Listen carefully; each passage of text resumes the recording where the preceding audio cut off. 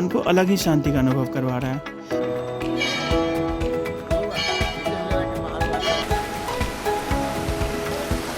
चढ़ाई करने के बाद हम वाटरफॉल के ऊपर आ चुके हैं, लेकिन अब इससे ऊपर गर्मियों के मौसम में भी इसका पानी होता है, इसका पानी कभी नहीं सूखता है। हर हर महादेव। हेलो एवरीवन, मैं हूँ आपका होस्ट कौशिक और आज हम निकल रहे हैं भीमाशंकर ज्योतिर्लिंग और उसके आसपास के पवित्र स्थलों को एक्सप्लोर करने के लिए।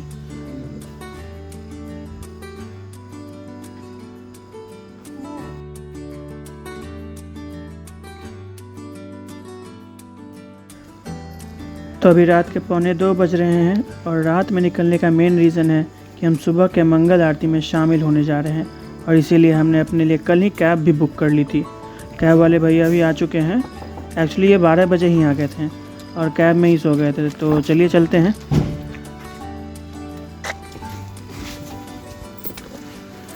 चलो भैया उठ गए हैं और हम भी चलते हैं अपनी मंजिल की ओर।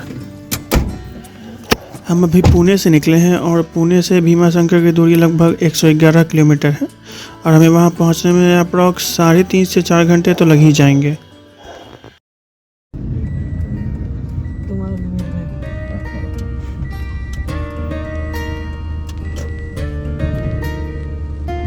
अगर आप भी हमारी तरह रात में निकलकर सुबह की अद्भुत आरती के लिए जा रहे हैं ना, तो आपको थोड़ा कम समय लगेगा क्योंकि रात के अंधेरे में बिल्कुल भी ट्रैफिक नहीं दिखेगा। आप देखो हमारी तरफ मुश्किल से 2-3 लोग ही दिख रहे हैं जो इस शांत अंधेरे में घूमने निकले हैं। चलो चलते हैं।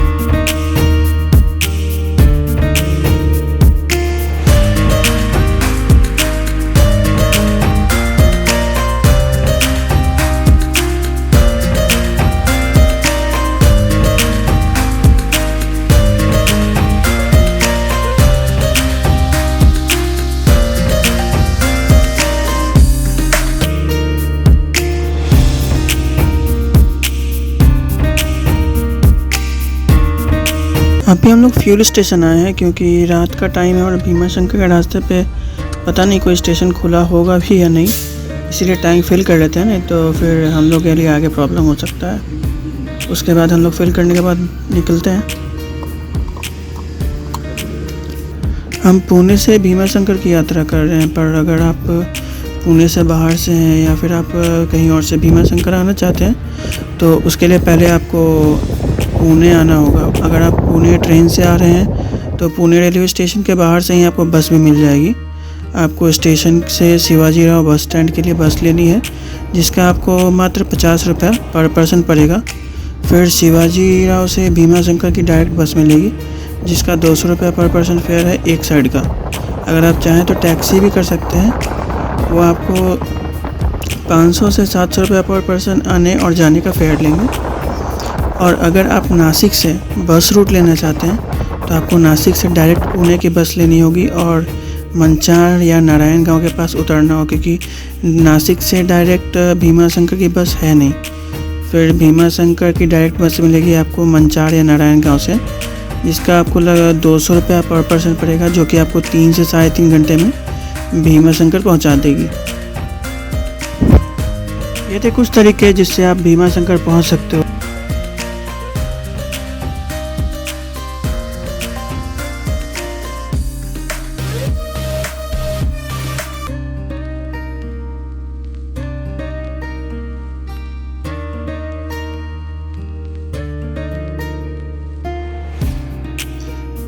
अभी फ़िलहाल हम लोग काफ़ी हाइट पे आ गए हैं, तो ये नज़ारे देखो कितना सुंदर लग रहा है ना। ये पूरे बादलों से ढका कितना अच्छा व्यू दे रहा है। ऐसा लग रहा है जैसे हम लोग बादलों के बीच से गुजर रहे हैं। मज़ा आ गया, वाह क्या सीन है।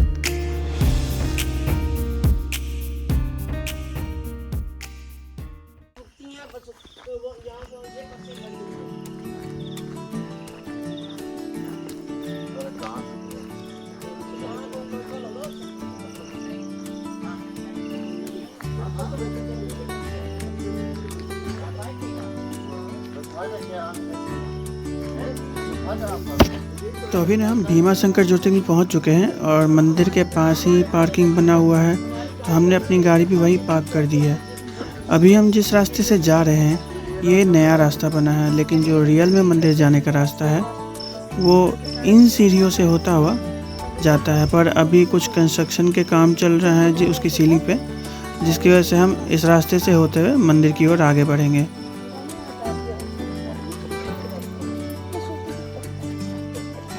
तो जैसा कि सभी जानते हैं कि शिव जी के कुल 12 ज्योतिर्लिंग हैं, जिसमें भीमा शंकर ज्योतिर्लिंग छठे स्थान पर आता है। Bhima Shankar Jyotirlinga Bhima Shankar wild life sanctuary के अंदर आता है, इसीलिए आप यहाँ खुद को पर्यावरण के काफ़ी नज़दीक महसूस करोगे।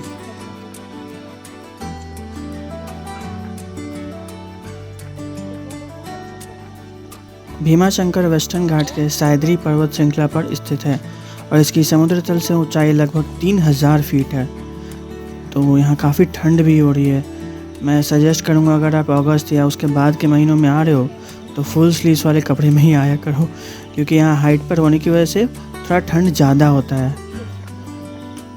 अभी हम लगभग 300 से 400 मीटर नीचे जाने वाले हैं मंदिर तक पहुँचने के लिए, लेकिन अगर आप सीढ़ियों से आते हो तो लगभग 300 सीढ़ियाँ हैं जिनको उतरकर आप भोलेनाथ के दर्शन के लिए जाते हो।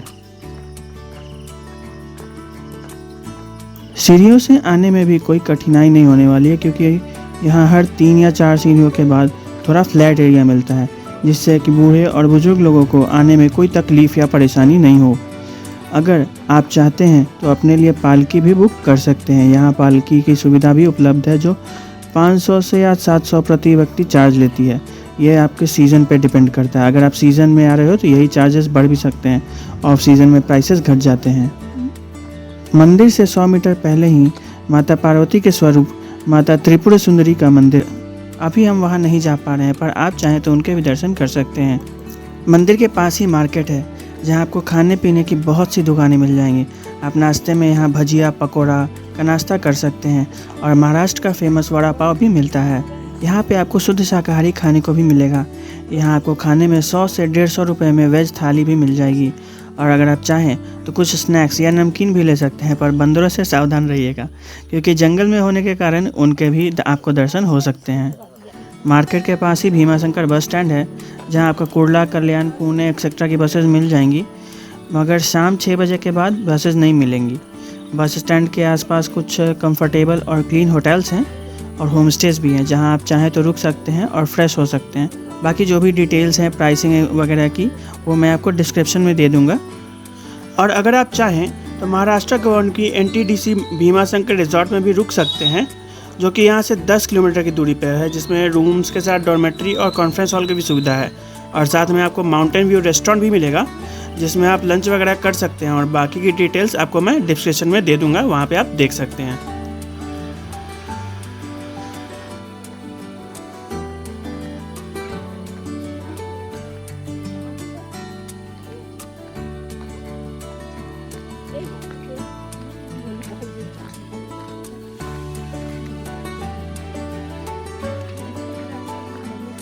अभी तो इस रास्ते पे काफ़ी अंधेरा है, चलिए हम आपसे आगे मिलते हैं।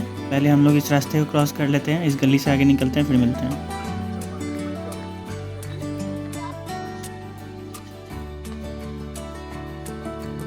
अब ये देखो, आप देख रहे हो, हम अभी जिस रास्ते से आए हैं वो रास्ता वापस घूमकर हमें उन्हीं सीढ़ियों वाले रास्ते पर लेकर आया है। यहाँ से भी नीचे जाने में कोई प्रॉब्लम नहीं आने वाली है। आप खुद से देखो कितनी दूर दूर पर सीढ़ियाँ बनी हुई हैं, जिसकी वजह से अगर आपको कोई भी प्रॉब्लम होती है तो आप आराम से रुक रुक कर नीचे उतर सकते हैं।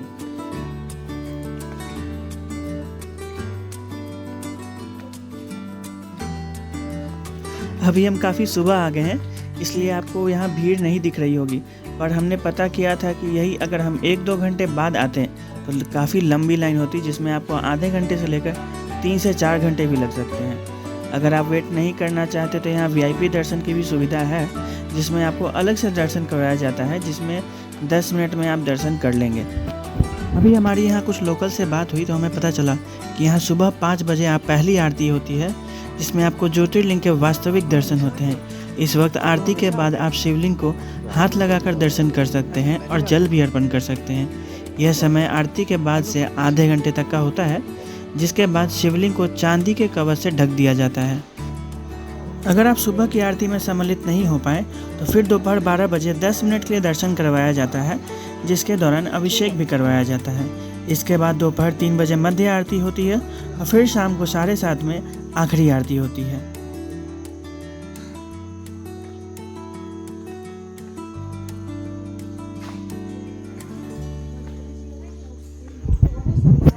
अभी आप जितने भी स्टॉल्स देख रहे हैं ना, जो बंद है, मेरे ख्याल से जब हम दर्शन करके वापस आएंगे तब तक ये खुल जानी चाहिए। बाकी जब हम दर्शन करके आएंगे तो देखेंगे और आपको भी दिखाएंगे यहाँ क्या क्या मिलेगा। बातों बातों में हम लोग मंदिर तक भी लीजिए पहुँच चुके हैं। ये है मंदिर का मुख्य द्वार। चलिए अब यहाँ से अंदर चलते हैं।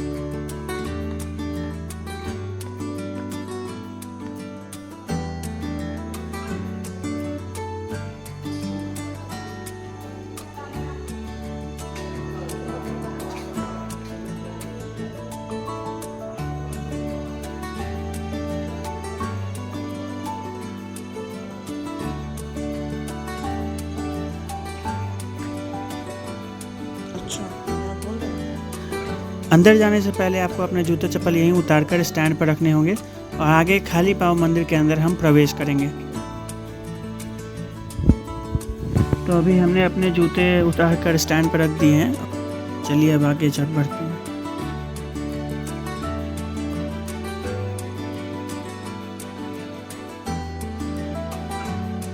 जय भीमा शंकर।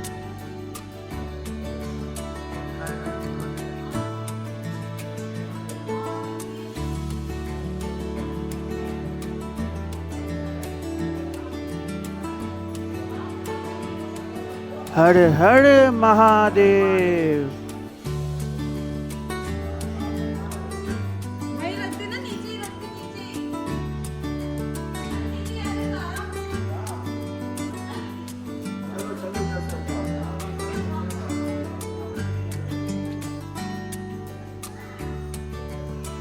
अभी सुबह के वक्त काफ़ी कम लोग बाहर से आते हैं। ज़्यादातर आसपास के गांव के लोग ही सुबह की आरती में शामिल होते हैं। यहाँ अभी मुश्किल से 10 से 12 लोग ही होंगे जो दर्शन के लिए आए हैं। हमने कुछ लोकल से भी बात की तो उन्होंने बताया कि श्रावण के महीनों में भक्तों की संख्या 3 गुनी से भी अधिक हो जाती है, जिसकी वजह से आसपास के होटल्स के प्राइसेस भी बढ़ जाते हैं। तो अभी हम मंदिर के दर्शन के बाद ना गुप्त भीमा शंकर के ट्रैक पे भी जाएंगे, क्योंकि ऐसा माना जाता है कि असली भीमा शंकर वहीं है। वहाँ जाकर देखेंगे और साथ में जंगलों के बीच से भी ट्रैक करने का मज़ा मिल जाएगा।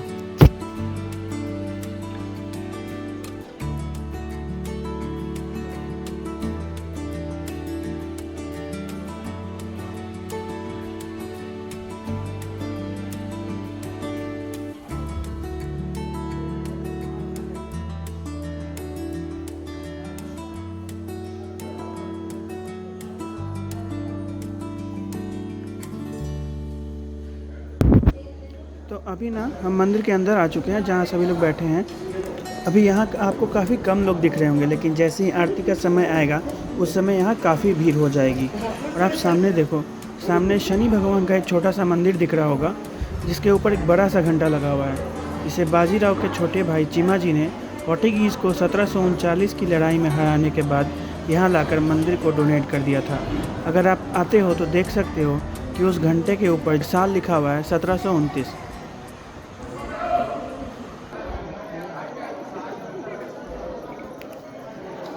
अभी मैं आपको मंदिर के बाहर लेके आया हूँ ताकि आपको मंदिर के बाहर से भी दर्शन करवा सकूँ। मैंने सोचा जब तक पुजारी जी आते हैं तब तक हम थोड़ा मंदिर के बाहर से भी देख लेते हैं।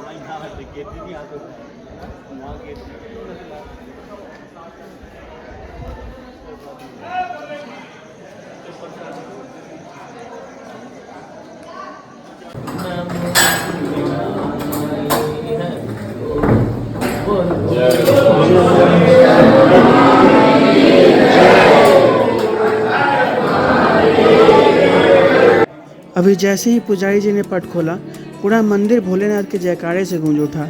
अभी आप देखो कितने सारे भक्त आ चुके हैं यहाँ, जिसमें सिर्फ आसपास के गांव के लोग और 2-3 ग्रुप से जो बाहर से आए हैं वही हैं। और कुछ देर पहले कितने कम लोग थे। यही है भगवान भीमा शंकर की ओर भक्ति और आस्था, जिसमें सब लोग खींचे चले आते हैं इस पावन वातावरण में। हर दिन इसी तरह पट खुलने के बाद शिवलिंग के ऊपर से कवच और फूल बेलपत्र को हटाकर शिवलिंग का अभिषेक किया जाता है और फिर आरती शुरू होती है। यह दृश्य आपको सिर्फ सुबह की आरती में ही देखने को मिलेगा, क्योंकि इसके बाद शिवलिंग को पंचरूपी चांदी के कवच से ढक दिया जाता है।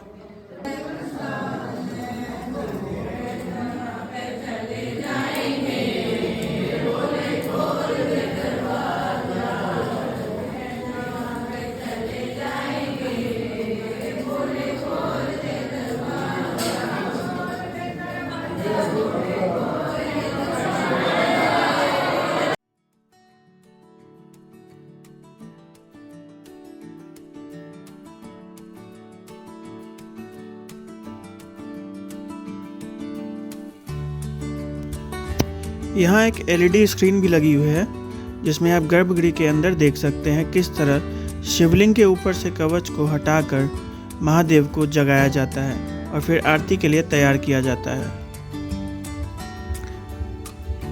अगर हम यहाँ की प्राचीन कथा की बात करें तो शिव पुराण के मुताबिक ऐसा कहा जाता है कि असुरराज तारकासुर के 3 पुत्र थे, जिन्हें त्रिपुरासुर कहा जाता था। उन्होंने ब्रह्मा जी की घोर तपस्या की थी, जिससे प्रसन्न होकर ब्रह्मा जी ने उन्हें वरदान दिया था। वरदान पाकर उन्होंने देवताओं को परेशान करना शुरू कर दिया। विष्णु समेत सभी देवी देवताओं ने भगवान शिव से प्रार्थना की कि वे उन्हें त्रिपुरासुर के आतंक से मुक्ति दिलाएं। तो भगवान शिव और माता पार्वती ने अर्धनारेश्वर भीम रूप यानी विशाल रूप लिया और त्रिपुरासुर का वध कर दिया। वो युद्ध 2 दिनों तक चला था, जिसके बाद भगवान शिव और माता पार्वती ने इसी पर्वत पर विश्राम किया और उनके पसीने की धारा से भीमा नदी का उद्गम हुआ था।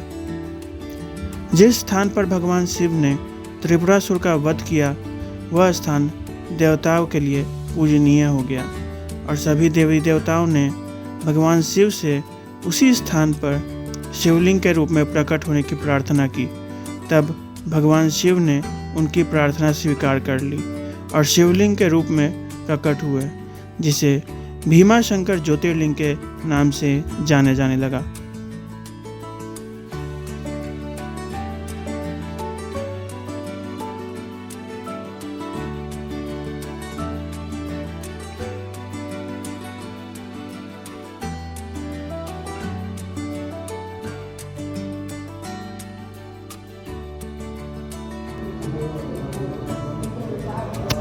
अभी पास में भीमा नदी का उद्गम स्थल भी है, तो अभी हम वो भी देखने चलेंगे।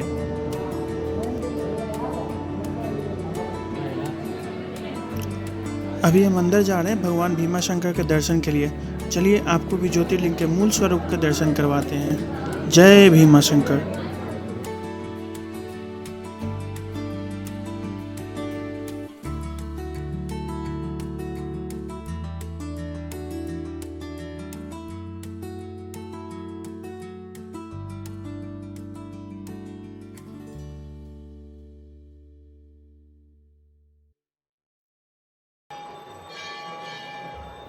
मंदिर अंदर से तो सुंदर है ही, बट बाहर से और भी खूबसूरत दिखता है।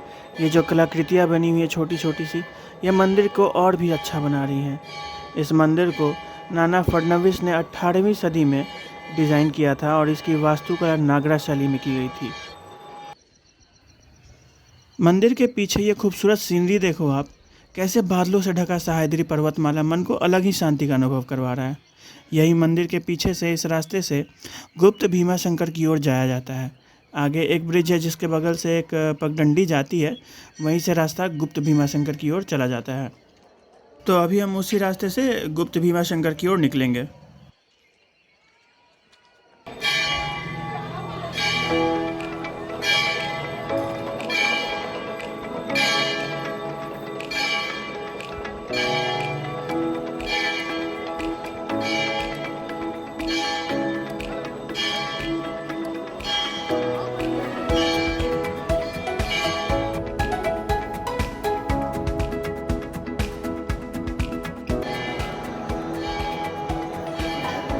जब आप मंदिर से दर्शन करके बाहर आएंगे तो यहाँ के प्रसिद्ध मेवे से बना प्रसाद लेना ना भूलें। आपको मार्केट में 3 से 4 तरह के प्रसाद मिल जाएंगे, जिसमें आपको अलग अलग वैरायटी और टेस्ट में क्वालिटी मिलेगी। आप यहाँ से अपने पसंद का जैसा भी मेवे का प्रसाद लेना चाहें ले सकते हैं।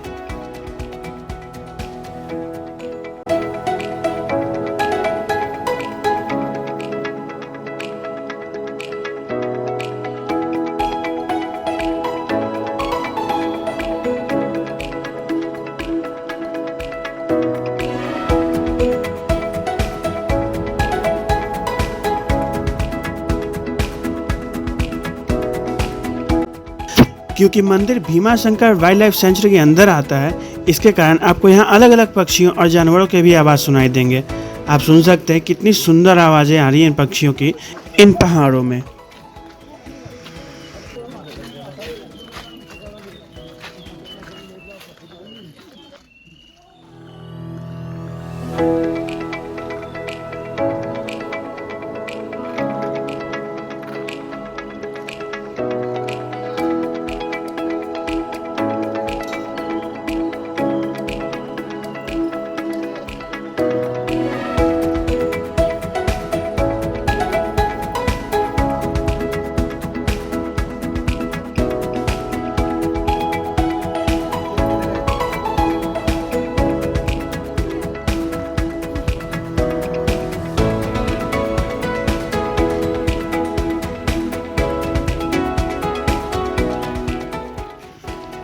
और ये देखो आप, गजब का नज़ारा यार, क्या ही नज़ारा है। सुंदर बादलों से ढका हुआ पूरा एरिया गजब लग रहा है। इतनी दूर आने के बाद ऐसा व्यू मिले ना, ट्रैवल के दौरान जितनी भी थकान होती है ना, सब एक झटके में ख़त्म हो जाती है। वाह।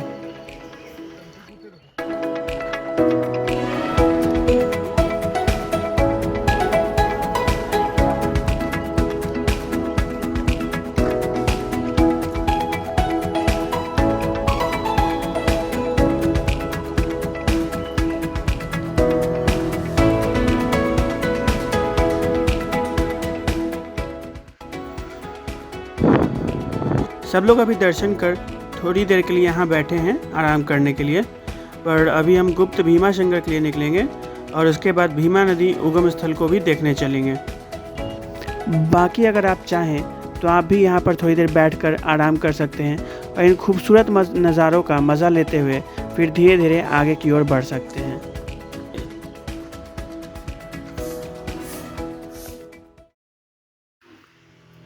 तो अभी ना हम जंगल के बीच से होते हुए गुप्त भीमाशंकर के लिए जा रहे हैं। गुप्त भीमाशंकर जाने के लिए जो मैंने आपको बताया था पहले ही वीडियो में, मंदिर के पीछे से जो रास्ता आता था ब्रिज के पास के लिए, उसी के बगल से जो पगडंडी जाई थी, हमने उसी पगडंडी को पकड़ते हुए आगे की ओर आया है और जंगल का एंट्री स्टार्ट हो चुका है। अब देखो रास्ते में इस तरह के कुछ कुछ निशान बनाए हुए हैं, जिसको फॉलो करते हुए आप गुप्त भीमाशंकर तक पहुँच जाओगे। जंगल काफ़ी घना है तो लाइट भी बहुत कम आ रही है, तो वीडियो की क्वालिटी थोड़ा डिफरेंट हो तो उसके लिए सॉरी, बट लाइटिंग यहाँ जंगल होने, पूरा घना जंगल है, इसके लिए वजह ना लाइट बहुत कम आ रही है। और गुप्त भीमाशंकर का जो मेन मंदिर है ना गुप्त भीमाशंकर से, गुप्त भीमाशंकर मेन मंदिर से करीब 2.5 से 3 किलोमीटर का ट्रैक है, जिसमें लगभग आपको 30 से 40 मिनट का समय लगेगा जाने में। अगर आप आना जाना का ले लो तो अप्रॉक्स आपको 2 से 2.5 घंटे लग सकते हैं। आप वहाँ पे रुकोगे थोड़ा देर तो ये सब देखते हुए 2-2.5 घंटे में आप गुप्त भीमाशंकर का दर्शन करके आप वापस आ सकते हैं। आप गुप्त भीमाशंकर के अलावे भी चाहें तो आसपास और भी जगह हैं जिसको घूम सकते हैं, जैसे कि मुंबई पॉइंट, हनुमान लेक हो गया। भीमाशंकर का जो हाईएस्ट पॉइंट माना जाता है वो नागफनी पॉइंट है, जहाँ से आपको पूरी घाटी की वैली की व्यू मिलेगी। और अगर आप वनस्पतियों के बारे में जानना चाहते हैं तो आप महादेव वन और वनस्पति वन भी आपके लिए अच्छा चॉइस हो सकता है।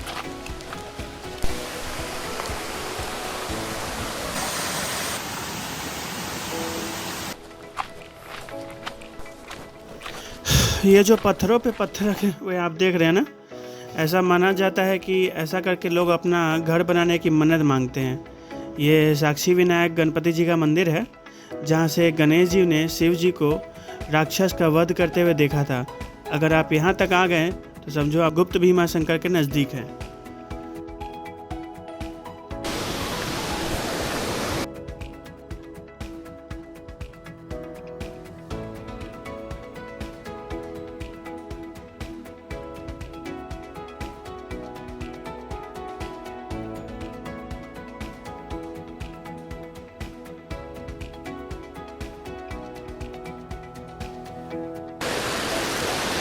अभी हम भीमा नदी को क्रॉस कर रहे हैं।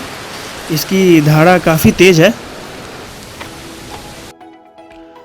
तो नदी हमने क्रॉस कर ली है। अब हमें यहाँ से नीचे जाना है। काफ़ी स्लिपरी रास्ता है, तो ध्यान से आइएगा।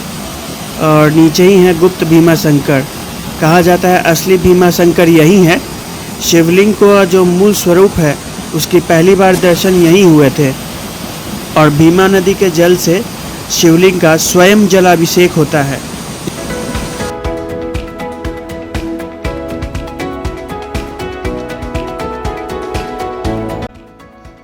तो हमने गुप्त भीमा शंकर भी देख लिया। यहाँ पे इतना अच्छा लग रहा है, बता नहीं सकता मैं। यहाँ से तो जाने का जी नहीं कर रहा है, बट अभी हमें चलना होगा क्योंकि काफ़ी लेट हो जाएगा। और इसके बाद हमें भीमा नदी का उद्गम स्थल भी देखने चलना है। तो चलिए चलते हैं। बट ये ज़रूर सजेस्ट करूँगा कि आप ज़रूर एक बार यहाँ अगर आते हो भीमा शंकर, तो एक बार गुप्त भीमा शंकर ज़रूर विज़िट करना, बहुत अच्छा लगेगा आपको। अभी हम इस खूबसूरत से वाटरफॉल के पास आए हैं। चलिए इसके ऊपर चलते हैं। ये चढ़ाई है। अगर आप मानसून में आओ, क्योंकि ये वाटरफॉल्स तो होते हैं मानसून में ही दिखते हैं, तो मानसून में अगर आप आ रहे हो तो एक बार वाटरफॉल के ऊपर अगर आप पॉसिबल हो तो चढ़ के देखना, बहुत ही अच्छा नज़ारा मिलेगा आपको, बहुत अच्छा लगेगा। अभी थोड़ी चढ़ाई करने के बाद हम वाटरफॉल के ऊपर आ चुके हैं, लेकिन अब इससे ऊपर जाना थोड़ा मुश्किल लग रहा है। तो यहीं से देखते हैं वाटरफॉल। इतना खूबसूरत वाटरफॉल है और पानी तो बहुत ठंडा है। अभी मैंने हाथ डाला और 10 सेकंड से ज़्यादा आप पानी में हाथ नहीं रख सकते हो, काफ़ी ठंडा पानी है। तो अब हम वही रास्ते पे वापस आ चुके हैं, क्योंकि हमें वापस उसी पॉइंट पर जाना है जहाँ से हमने मंदिर जाने के लिए रास्ता स्टार्ट किया था, क्योंकि भीमा नदी का उद्गम स्थल जाने का रास्ता वहीं से अलग होता है। तो चलिए चलते हैं। ये रहा साइन बोर्ड।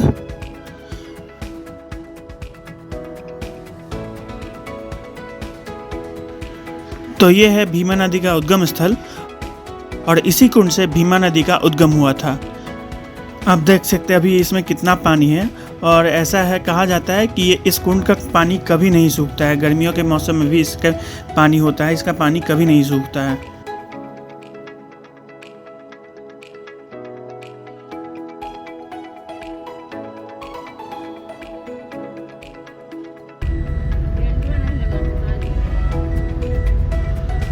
तो अब हम भीमा शंकर से निकल रहे हैं। हमारा ट्रिप अब कंप्लीट हो चुका है।